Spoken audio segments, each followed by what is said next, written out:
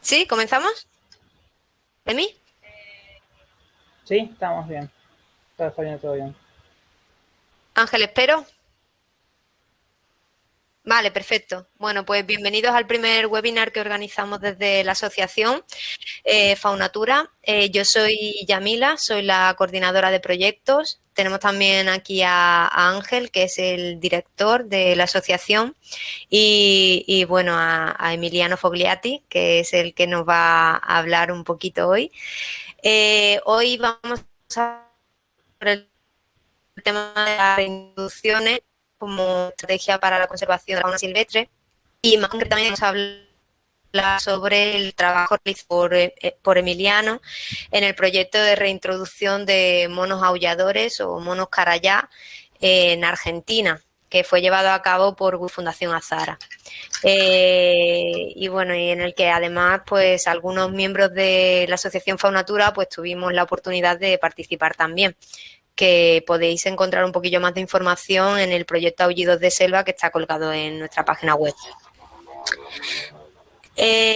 Bueno, paso a presentaros un poquito a Emi. Emiliano es biólogo, se graduó en la Universidad Nacional de Córdoba, en Argentina, de la ecología, conservación y comportamiento animal. La presentación que nos va a realizar hoy se basa en el trabajo final de grado que él realizó. Eh, realizó en 3 lugares diferentes. En el centro de recreación de yoga, en el que además trabajó como jefe de dadores y fue miembro de Bienestar Animal. Y la estación Juan Carlos, que se encargaba del bienestar animal y del monitoreo de animales liberados dentro de este proyecto. Y donde además pues tuve el placer de poder trabajar con él. Así que, bueno, solamente deciros que esta webinar se va a quedar grabada, se va a quedar en el canal de YouTube de la Asociación Faunatura, por lo que podéis volver a ella siempre que queráis. Y que a la derecha pues tenéis un chat, de manera que cualquier pregunta que os surja durante toda esta charlita que vamos a realizar, las podéis ir escribiendo en ese chat y al final de la ponencia pues pasaremos a resolver esas dudillas y hablar un poquillo de lo que de vuestras dudas que tengáis, ¿vale? Así que sin más, Emi, cuando quieras. Bien. Buenas a todos y a todas. Voy a dar para presentar pantalla. Avísenme cuando esté cargada la presentación del todo.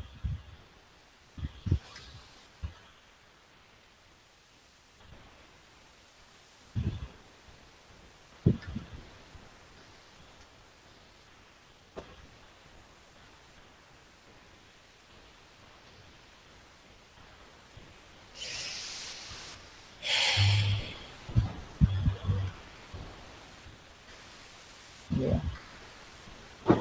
Sí.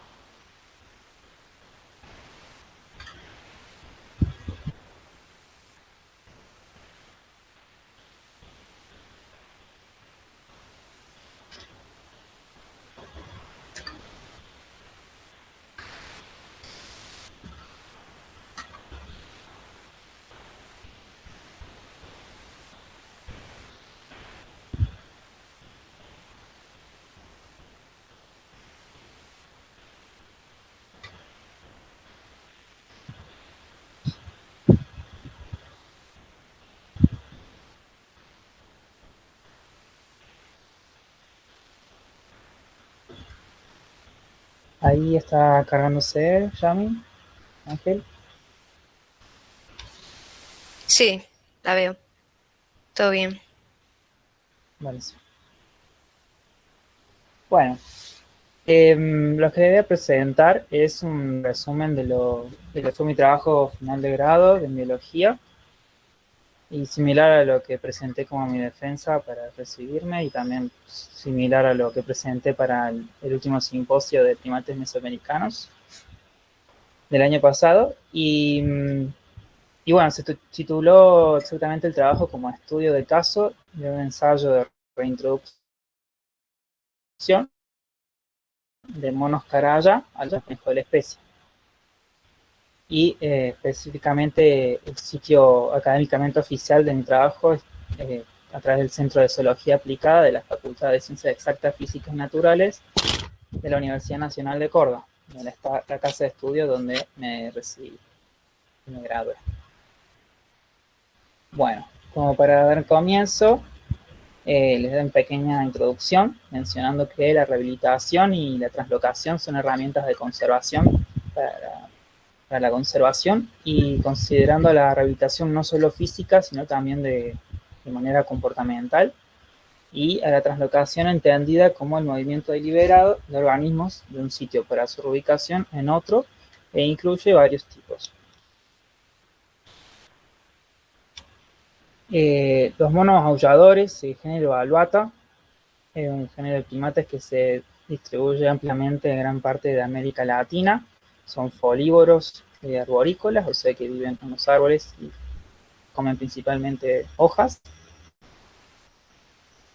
Y que este género consta de un importante número de especies y subespecies con una gran diversidad de colores y distribuciones, específicamente, como mencionar, Alouatta caraya y Alouatta guariba, que son especies de distribución más austral que llegan al noreste de Argentina.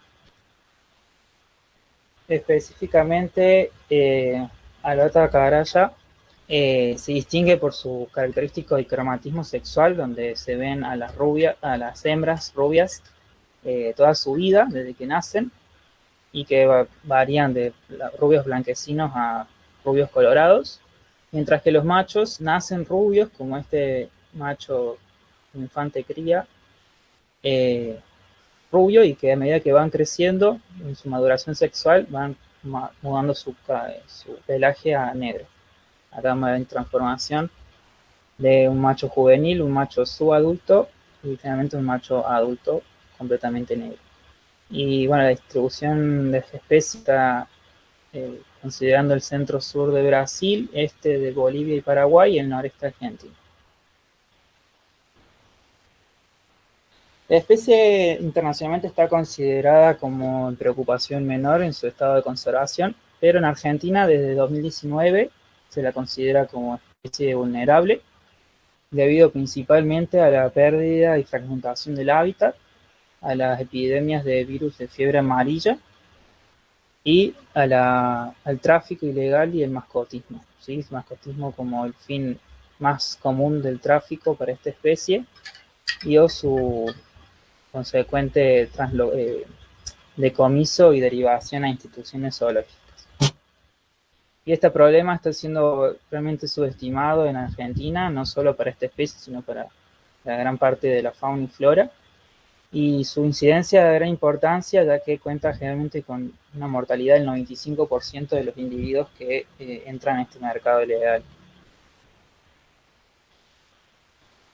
Es por estas problemáticas que la translocación en aulladores y caraya específico pueden ser herramientas importantes para la conservación de estos. Y específicamente para este trabajo vamos a hablar de lo que es la reintroducción, que es un tipo de translocación que consiste en traslocar un organismo a un área dentro de su rango de distribución natural, del cual ya ha desaparecido, con el objetivo de restablecer una nueva población viable. Pero existen pocos casos documentados en detalle sobre este tipo de experiencias, por lo que se recomienda documentar y difundir todo lo que se pueda realizar. Sobre todo, particularmente porque existen grandes diferencias en las tasas de éxito de las translocaciones cuando involucran aulladores silvestres y otros aulladores que provienen del cautiverio. y una mayor documentación podrían mejorar los protocolos para poder mejorar las tasas de éxito de estos últimos. Y es justamente eso lo que me incentivó a querer realizar este trabajo, documentar esta experiencia, compartirla a todas las personas que quieran escuchar, sobre, bueno, en este caso de estudio, un ensayo de reintroducción de monos carayas provenientes de cautiverio que realizó Huiraoba, un centro de rescate, y que constó principalmente este ensayo en 3 etapas principales: cuarentena, la etapa de preadaptación y la etapa de post-suelta. Específicamente, mi trabajo fue describir el ensayo que se ejecutó por parte de Huiraoba y luego analizar si existió a lo largo del proyecto una evolución hacia comportamientos especie específicos o comportamientos naturales. Específicamente, recolectar información de los individuos, describir el protocolo aplicado, tomar datos y analizarlos desde el punto de vista comportamental, y finalmente dar alguna especie de diagnóstico y brindar recomendaciones a experiencias futuras en base a los resultados y la bibliografía. Bien, entonces para situarnos localmente, podemos ver que esto se realizó en la provincia de Misiones, al noreste argentino, acá en rojo, territorio de las famosas maravillas mundial de cataratas del Iguazú, y que contó básicamente de 2 lugares: el centro de rescate de Huiraoga, propiamente en Puerto Iguazú, que se dedica a recibir animales de tráfico, de decomisos, de atropellos y donaciones, y el otro lugar fue la isla Palacio, una área protegida de alrededor de 200 hectáreas, que se encuentra dentro del embalse Uruguay, y que cuenta con una estación biológica, en donde fue que trabajamos, también dependiente de Huiraoga. Gente como Huiraoga fue la ejecutora de este proyecto, también fue quien garantizó todo el personal, instalaciones, medios de transporte e insumos para su ejecución. Como así también seleccionó los 17 ejemplares de su propio plantel de animales para poder realizar este ensayo. Específicamente lo que yo realicé para hacer este trabajo fue recolectar los antecedentes de vida de cada uno de los individuos que estaban disponibles, describir el protocolo aplicado por Huiraoga, registrar datos de comportamiento mediante barridos y focal en las 3 etapas del ensayo, y finalmente analizar estos datos obteniendo frecuencias, promedios, y así poder aplicar test estadísticos de Kruskal-Wallis y también aplicar estadística multivariada con análisis de componentes principales, que fue una herramienta que brindó mucha información. Bien, presentando un poco ya los resultados, voy a ir intercalando un poco con discusión. Presento el grupo final, el grupo inicial, perdón, con el que se trabajó, que fueron 17 ejemplares, de los cuales 6 eran hembras, casi todas adultas, y los otros 11 eran todos machos, mitad adultos y mitad inmaduros. Y de estos mismos 17 ejemplares, 7 provenían del decomiso directo del tráfico, otros 4 habían nacido ya en instituciones zoológicas, vivido toda su vida allí, y otros 6 provenían del mascotismo, de familias que los tenían como mascota. Bien, con la descripción del protocolo en sí, se comenzó con la cuarentena, que contempló unos 3 meses de trabajo y que fue realizado dentro del centro de rescate, en donde se ubicaron los 17 ejemplares en distintos grupos y distintos recintos, en donde se llevó a cabo la rehabilitación social y la adecuación a la dieta natural. En estos recintos se los alimentaba 2 veces al día con verduras y frutas comerciales y una dotación de hojas silvestres que estaban alrededor de los recintos dentro de Huiraoga y que también estaban presentes en la isla Palacio como forma de adecuación. Es importante mencionar que la rehabilitación social es de gran importancia, debido a que gran parte de los comportamientos específicos o naturales se aprenden en este tipo de interacciones. Bien, contemplando de que la cuarentena duró alrededor de 3 meses, superó ampliamente lo que se recomienda por bibliografía, que son 31 días mínimo, pero el énfasis en los estudios de detección de enfermedades infectocontagiosas no fue el mismo. Es importante remarcar que es importante hacerlo, ya que el riesgo de introducir una enfermedad a un ambiente nuevo son bastante importantes y pueden tener consecuencias graves. El proceso de adecuación a la dieta natural fue progresiva y similar a lo que está descrito en la bibliografía.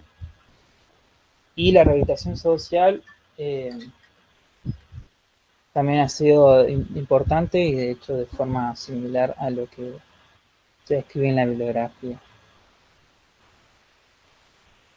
Bien, la etapa de cuarentena finaliza con la captura de los individuos, donde allí fueron marcados con coloración pelaje, como pueden ver en estas fotos, introducidos dentro de cajas de transporte artesanales que fueron eficientes y trasladados a la isla Palacio al corral de preadaptación, que es este que vemos acá, que constó de un fragmento de bosque de alrededor de 700 metros cuadrados, cercado de lona plástica, postes y una cerca eléctrica.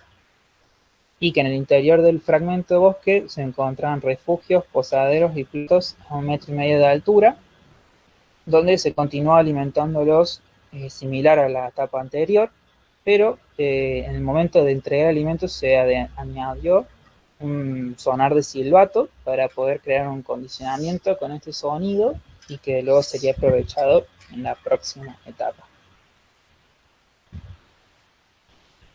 Bien, entonces, considerando estas marcas identificatorias de coloración de pelaje, son de corta duración, duraron algunos pocos meses, y en otros trabajos se han utilizado algunos de mayor duración, tal como pulseras, tobilleras o hasta caravanas en las orejas. El uso de corrales de preadaptación en la bibliografía no está muy presente, pero lo que se pudo encontrar hubo buenos resultados. Generalmente se utilizan en las translocaciones de aulladores las jaulas de presuelta, que consisten en jaulas en el lugar de la suelta, que se colocan los individuos allí en esas jaulas unos pocos días antes de la suelta efectiva. Pero es importante mencionar que los corrales tienen importantes ventajas, ya que enfatiza en lo que es la adecuación a la dieta natural, ya que permite a los individuos la búsqueda activa, selección y obtención por sí mismos de la parte, al menos parte de lo que es su dieta. Y lo que es más bien importante también es la rehabilitación en locomoción por ramas, ya que es muy importante que puedan aprender distinguir qué ramas pueden utilizar. Importante también porque muchos de estos individuos probablemente nunca habían estado en un árbol antes. Y también sirve los corrales porque brindan un nuevo espacio con nuevos estímulos y permite que se establezcan nuevas relaciones sociales y el grupo se reestructure y se conforme más sólidamente, y que es interesante que eso suceda todavía en un ambiente controlado. Pero es importante mencionar que en el caso de esta experiencia, el grupo inicial de los 7 ejemplares no tenía una estructura sexoetaria natural, ya que primero contaba con un número bastante importante de individuos, con alta proporción de individuos adultos y muchos adultos machos, muchos machos y muchos machos adultos, algo muy distinto a lo que sucede naturalmente. Y esto trajo algunas consecuencias, tal como llegar al primer día de introducir a los individuos de 17 ejemplares al mismo tiempo dentro del corral y que se produzcan conflictos que resultan en la fuga de más de la mitad de los ejemplares del corral. Y aunque fue posible recapturarlos a todos en un corto periodo de tiempo y sin ninguna baja en ese proceso, ningún deceso, fue necesario reestructurar los grupos, armar grupos más pequeños y en sí reestructurar todo el protocolo desde cero. Y al finalizar esta etapa, que duró 2 meses, resultó que un individuo no sobrevivió y otros 2 fueron devueltos al cautiverio. Interesante resaltar que estos 3 individuos eran machos adultos, que no es un dato menor. Bien, la etapa de predatación termina con la captura de los 3 grupos que se habían conformado y su reubicación en distintos puntos de la isla. Como pueden ver en este mapa, en estos sitios se denominan dormideros. Y acá podemos ver, por ejemplo, el dormidero del grupo G, ubicado ahí, que constaba de una hembra y un macho. El dormidero del grupo O, que constó de una hembra y 3 machos. Y el dormidero del grupo C, a las cercanías de la estación biológica, que constó de 3 hembras y 3 machos. Estos dormideros constaron inicialmente de refugios, posaderos y platos a 1,5 metros de altura, en los que continúan siendo alimentados una sola vez al día durante la mañana y que previamente eran llamados con el silbato, aprovechando el condicionamiento que se había creado. Y que interesantemente lo más normal era que minutos luego de sonar el silbato apareciera el grupo y se alimentase.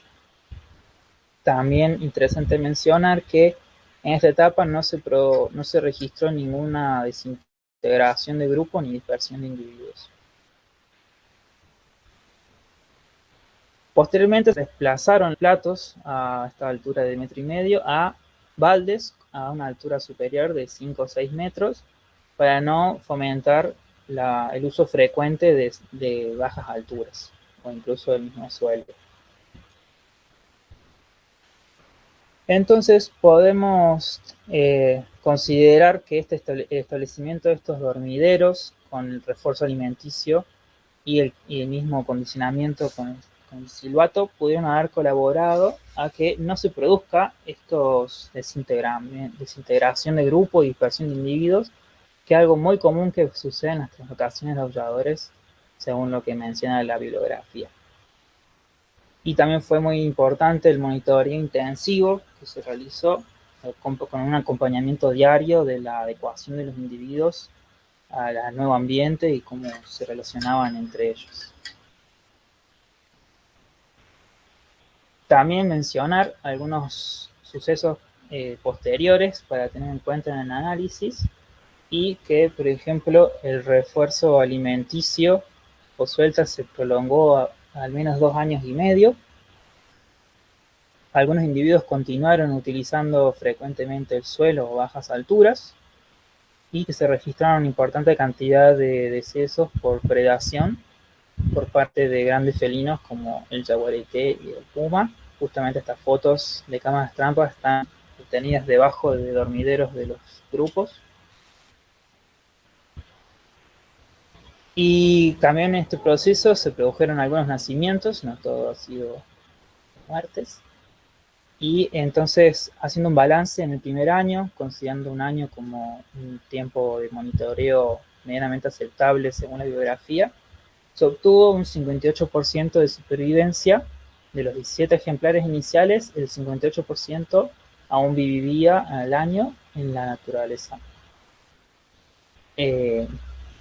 Y es un porcentaje que es considerado positivo también según la bibliografía. Pero si ya consideramos medio año más, un año y medio desde el momento en que fue la suelta, la supervivencia decae al 30%, principalmente debido a la mayor cantidad de predación en esa última etapa.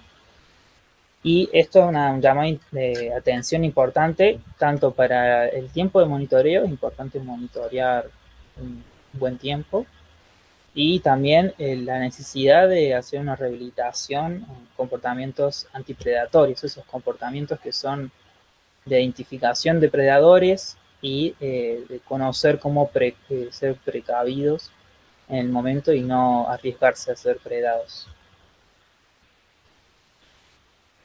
Y bien, la otra parte de los resultados constaban con la parte de los datos de comportamiento, que están la cantidad de datos totales obtenidos, el etograma de referencia básico, que fue con los comportamientos de reposo, desplazamiento, alimentación, comportamiento social y otros. y que con esto fue posible calcular frecuencias de comportamientos o patrones diarios de vida y que se ven reflejados, por ejemplo, en este gráfico, que en forma general de todos los individuos se consiguió una frecuencia promedio de cada una de las etapas y se puede notar que existió con estas letras que marcan las diferencias significativas, existió una de importantes diferencias significativas entre las tres etapas. Hubo una evolución de comportamientos. Y si comparamos estas frecuencias con frecuencias de comportamientos de poblaciones silvestres, como ahí se ve ahí abajo, podemos notar que hay una similitud bastante importante con los patrones diarios de actividad con lo que fue los grupos en la etapa de la post-suelta.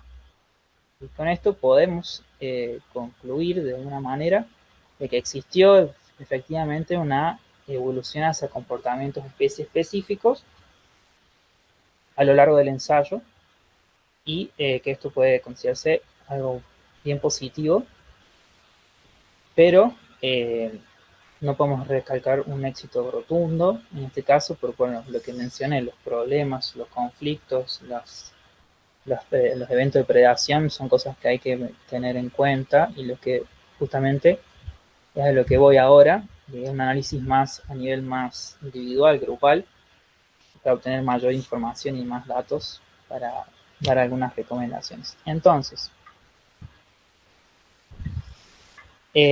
justamente en este gráfico de barras también similar al anterior, solo que compara los grupos de la esposa, grupo G y C, y que también se nota una diferencia significativa entre ellos en las distintas frecuencias de comportamiento, haciendo notar esto que hablo de la variación intergrupal y interindividual, digamos. Y la herramienta que más datos o información e interpretación permitió hacer fueron el análisis de componentes principales que generan estos gráficos de dispersión que resumen una gran cantidad de información. Será, por ejemplo, estos puntos azules, los distintos nidos del grupo, del grupos, y los comportamientos con estos vectores, estos comportamientos más específicos. Y depende de esto, cómo se configuran los distintos patrones de comportamientos de cada individuo. Y sacando de que se pueden interpretar muchas cosas de acá, como ejemplo me gustaría recalcar, por ejemplo, estos tres individuos marcados en rojo, que están en los extremos de los vectores de comportamientos no específicos, tales como interactuar con objetos artificiales humanos, o mismo acercarse a humanos. Se encuentran estos tres individuos que si los relacionamos con los antecedentes de vida de estos tres, son tres hembras que tenían un alto grado de impronta humana, una real alteración comportamental.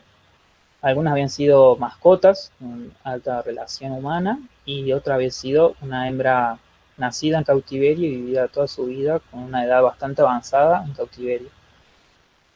Interesante esas relaciones. Otra relación de datos que realicé fue relacionar los datos de posición que fueron básicamente alturas y distancias, y relacionarlo con las características del ambiente. Entonces podemos ver que en este mapa que estos marcan los distintos puntos que fueron encontrados los grupos y siempre fueron encontrados en estos puntos, en estas franjas de bosque alrededor, digamos, bordeando la isla, que contaban con características como de esta foto, con árboles más densos y con copas bien interconectadas, mientras que nunca fueron encontrados, registrados dentro del interior de la isla, que contaba con un ambiente más similar a este, con árboles aislados y poco interconectados, que evidentemente presentan un obstáculo para el desplazamiento de esta especie.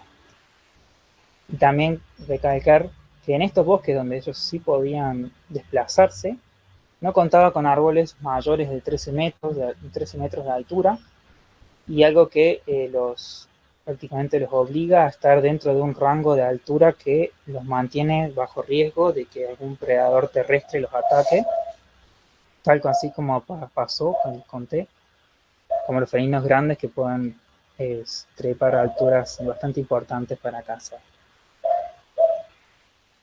Y contemplando todos estos datos, la gama de datos y pudiendo establecer relaciones entre ellos, es posible poder identificar varios problemas, cosas a modificar e incluso cosas positivas, y que es importante poder hacerlo. Una de ellas, por ejemplo, fue identificar que aquellos individuos que presentaron comportamientos específicos, no específicos como acercarse a humanos, a frecuentar bajas alturas o mantenerse distante del resto de su grupo, generalmente eran individuos que habían sido mascotas con un alto grado de impronta humana y o que presentaban una edad avanzada, mayormente de 8 años.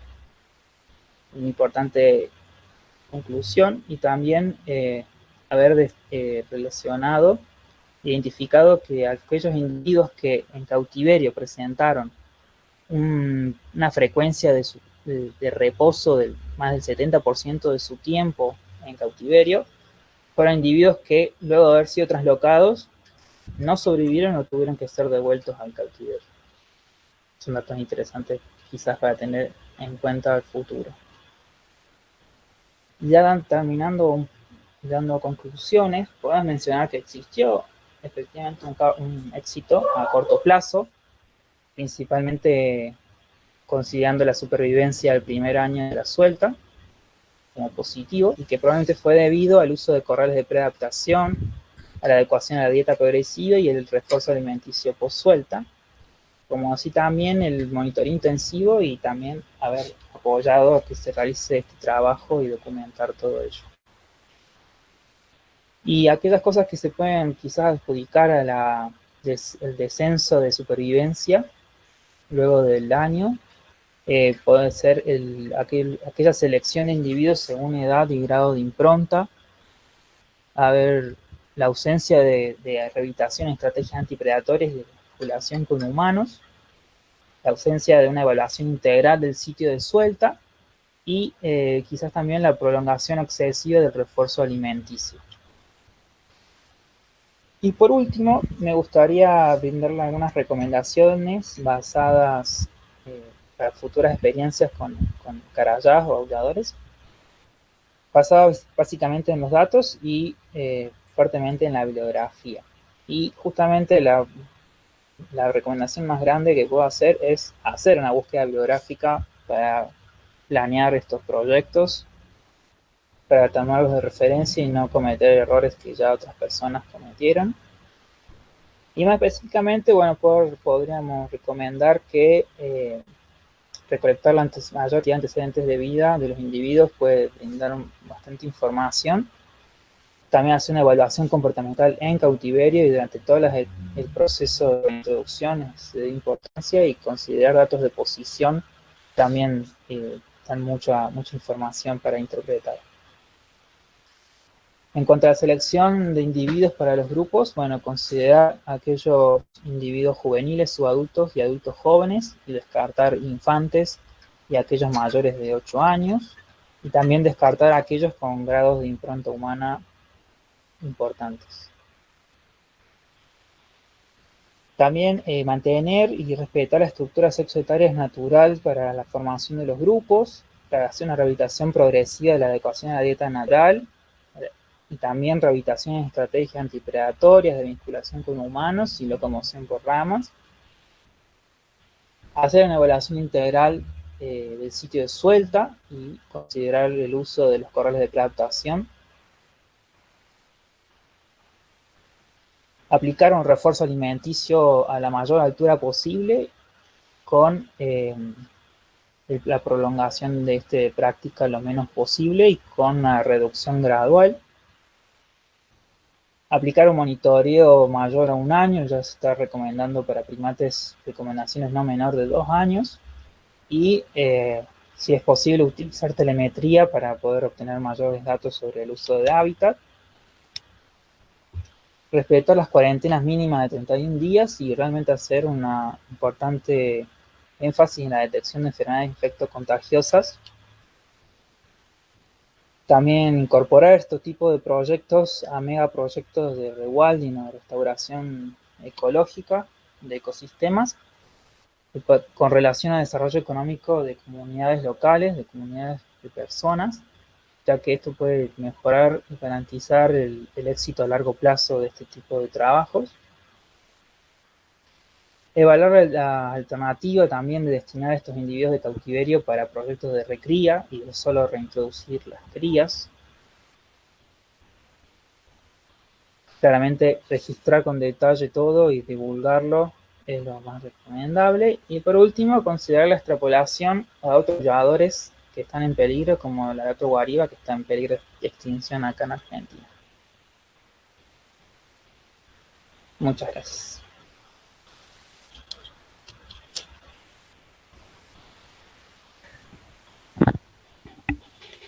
Perfecto, Emi. Genial.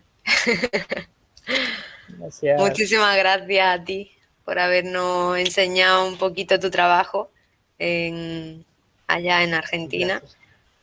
Y bueno, a mí me parece súper, súper interesante, obviamente. Además, también fui testigo de muchas de las cosas que se hicieron.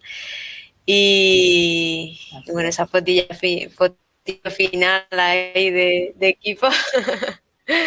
El equipo. Bueno, no sé si tienen alguna pregunta por el chat.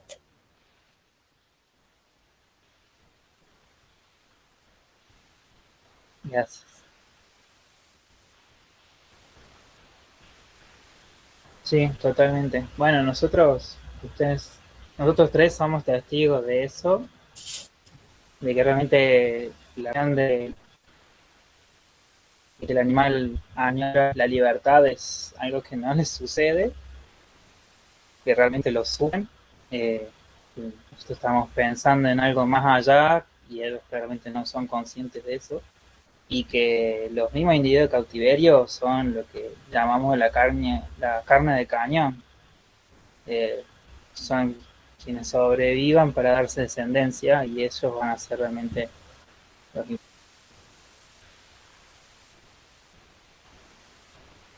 Claro, es que no, yo quería recalcar eso, ¿no? Que muchas veces se idealiza la, bueno, la libertad, ¿no? De el volverlos a llevar a la naturaleza y realmente vimos cómo era, para muchos de ellos era un verdadero sufrimiento el estar allí y no estar en eso. Para ellos era un mundo peligroso, que lo es ya de por sí, pero para ellos era doblemente peligroso porque no estaban para nada acostumbrados a estar en un medio natural.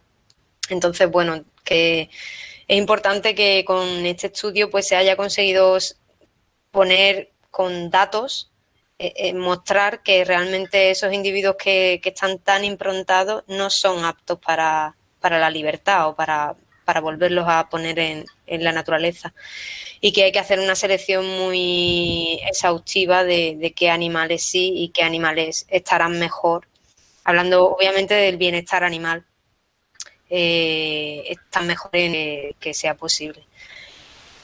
Entonces, bueno, a mí me ha llamado muchísimo la atención el dato que ha sacado del 70% de reposo, que sea indicativo de animales que están demasiado improntados o que no son aptos para la libertad. Me llama muchísimo la atención. No Sí. sé si Pero debería de quería ser dar un... una aclaración. Ujú. No, que bueno, que claramente eso depende de seguramente de las condiciones del cautiverio, cuánta estimulación tienen, demás. Más allá de si es 70 o no, me refiero a eso, como los individuos que quizás presentan un comportamiento mucho más inactivo en cautiverio pueden llegar a ser no buenos candidatos. Eso es como Claro. lo máximo que se puede decir con esa información. Pero es interesante, es re interesante. Pues, entonces, digamos que lo que saco en claro de las conclusiones que tienen, ¿no? Del estudio es que hay que hacer un monitoreo muy claro antes, ¿no? De los individuos, a la hora de seleccionarlos, un monitoreo eh, previo a la liberación, ¿no?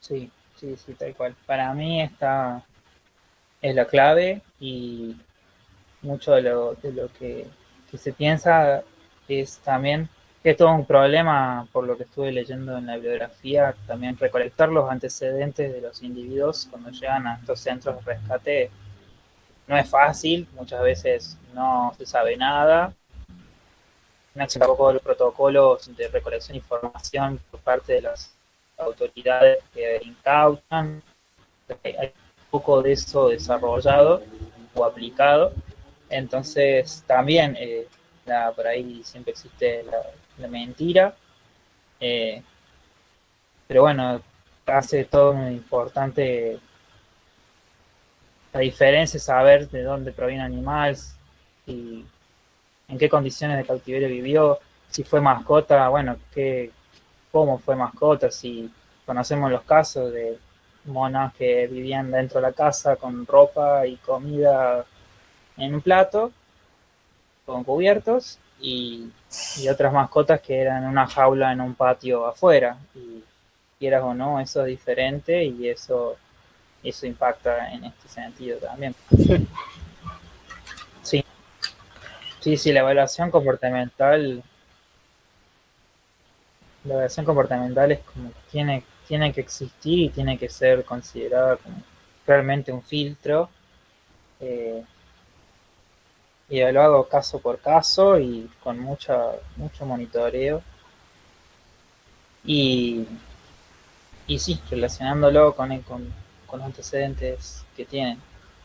Esa es la forma. Me Claro. parece que ahí es a donde realmente se juega eh, cuánto apostamos al bienestar animal. Ahí es el filtro donde vamos a decir si a un individuo va a pasar por ese proceso que va a ser traumático, si aunque no queramos, y cuáles no. Sí, Claro. exacto. Eso también quería decir como es fácil ahora después de 5 años decir que estuvo bien y que estuvo mal. En el momento se hizo lo que se creyó lo mejor y sí. Por eso la idea de querer hacer este trabajo era eso, sentar bases para una próxima. Y Claro. espero que así sea. Yo te quería preguntar, Emi, acerca de, has hablado de las estrategias antipredatorias, de Sí. cómo, no sé si, bueno, se te ocurre a ti o a Ángel, cómo podríamos entrenar eso, a mí lo que se me viene a la cabeza es un reforzamiento positivo o negativo, ¿no? Con algún tipo de estímulo que les haga al suelo. No sé si has Sí, leído o conoces alguna otra forma de entrenarlos a que no pisen el suelo directamente mira. o que puedan huir Eh, ante una amenaza. claro. Yo en la biografía no encontré nada detallado, eh, en ningún caso de aulladores, y poco encontré también por tiempo, pero bueno, para primates africanos, digamos, poco también no alcancé a poder buscar mucho, también ya es otro contexto, pero sí, por ejemplo, el otro día estaba viendo con una reintroducción de guacamayos que estaba pasando acá en Argentina, el guacamayo rojo, eh, que justo les pasaba esto, los guacamayos bajaban al piso a comer los restos de comida y pasaban mucho tiempo allá y hicieron una especie agarraron un zorro embalsamado, lo pusieron como en un carrito y como un sistema automático en el que cuando bajaban el suelo, el zorro aparecía embalsamado, parecía como el carrito pasaba por todo abajo y volvía y los logros salían volando. Claro, Y interesante. Eh, esa es una forma. Eh, como decís vos, como de refuerzos negativos, positivos, eh, pero capaz hay otros métodos que no sean necesariamente tan traumáticos, sino más reforzar el estar más en las más allá. alturas que en el suelo. Claro. Pero sí, creo que es cuestión de ir probándolo. Eh, Claro. pero sí, es difícil, es muy difícil. Es complicado porque además yo recuerdo de algunas de las monas que ya pensábamos que eran las más asalvajadas de todas, ¿no? Las más adaptadas, y un día de repente te la encontraba que había bajado al piso y estaba por allí caminando. Entonces son comportamientos que supongo que en la naturaleza alguna vez podrían darse, pero que es muy difícil de entrenar cuando han vivido en cautividad. Sí, sí, sí, tal cual. Hay un montón de comportamientos antipredatorios de la especie que son muy sutiles, eh, y que son difíciles de entrenar. O sea, encontré un trabajo eh, que, bueno, seleccionan particularmente los árboles donde duermen para pasar la noche. Son muy específicos, tienen una estructura fisonómica los árboles estos, que son muy particulares y duermen en ciertas posiciones de las ramas, eh, y que también, bueno, depende del ambiente de los depredadores presentes, ¿no? Acá en Claro. Argentina hoy día no existen predadores aéreos para los aulladores, pero para otra especie de aulladores están las águilas y hay otros predadores arborícolas que también necesitan otras estrategias. Y todo eso es muy complejo. Hay que conocer muy bien la especie y, bueno, es parte de lo que Uh-huh. implica la investigación previa. Pues sí. Ángel, no te vemos. No sé si se te ha cortado. Vale, se te oye, pero no se te ve.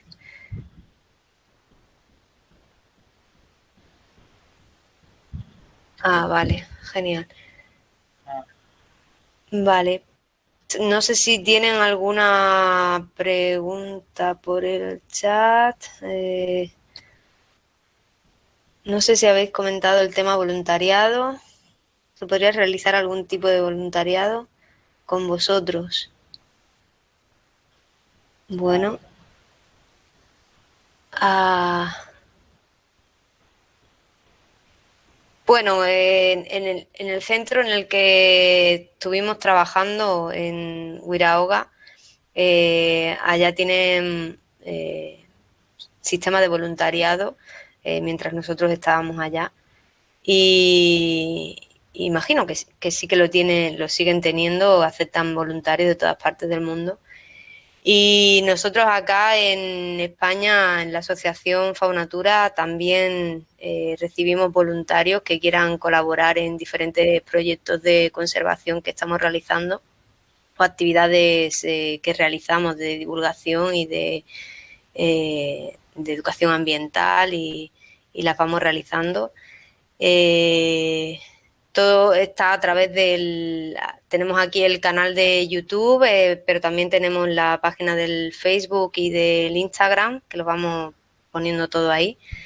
Eh, y me parece que es importante, ¿no? También el papel del voluntario en todas estas actividades, no solo a nivel general, sino poder participar en proyectos tan interesantes o conocer especies muy concretas como en este caso el mono aullador. Creo que es súper bonito el poder realizar diferentes tareas en diferentes centros, que era un poco la idea que teníamos con el proyecto Aullidos de Selva, que bueno, parte de tu trabajo está incluido en ese pequeño proyecto que realizamos, de un poco colaborar con diferentes centros de conservación en diferentes partes del mundo. Entonces, bueno, los voluntarios siempre son más que bienvenidos. Ahí. sí, sí, sí. Claves en muchos sentidos. Pues sí. Y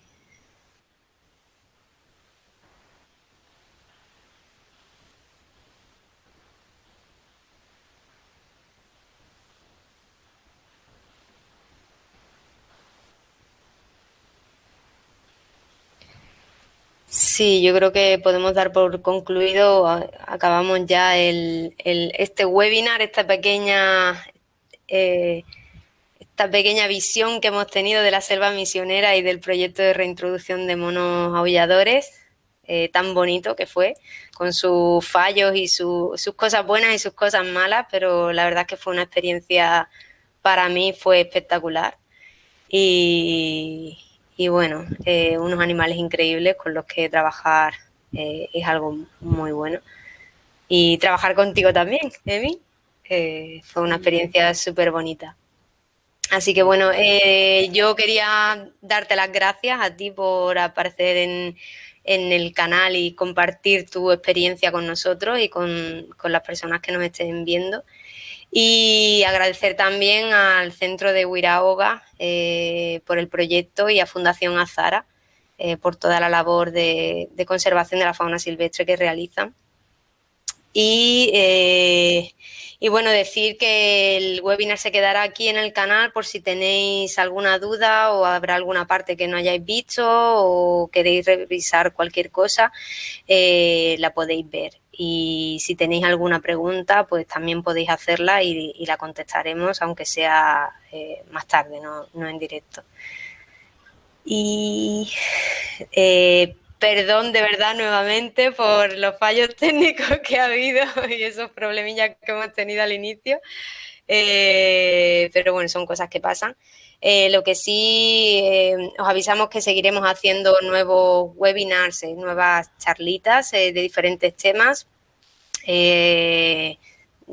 Si queréis que hablemos de algún tema en concreto, siempre nos lo podéis sugerir.